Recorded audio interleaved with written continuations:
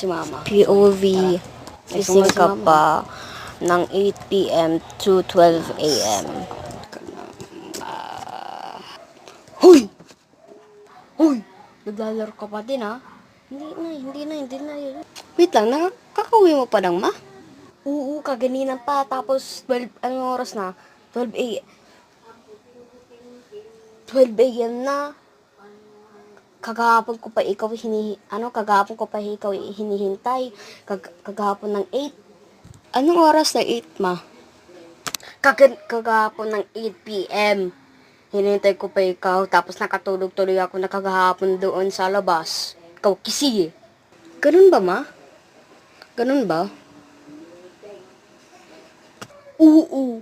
Kagahapon ko pa ikaw hinintay sa labas, nakatulog tuloy ako sa labas eh. Sorry no, ma. Sorry no, mo. Kasi naglalaro kasi ako eh.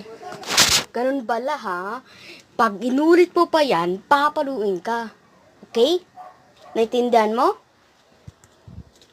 Ay, opo, ma. Pag ganyan ang ugali mo, papaluin ko ikaw sa bukas. Pag uulit mo pin, ha?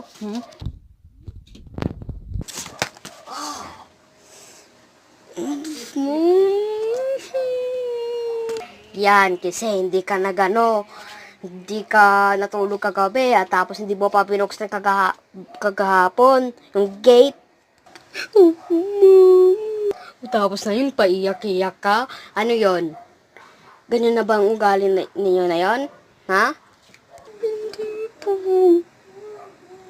Pag uulit mo pa yan ha, sigurado ko ikaw, makikita mo na ng Panginoon bukas. At pag uuli, at ito pa, make sure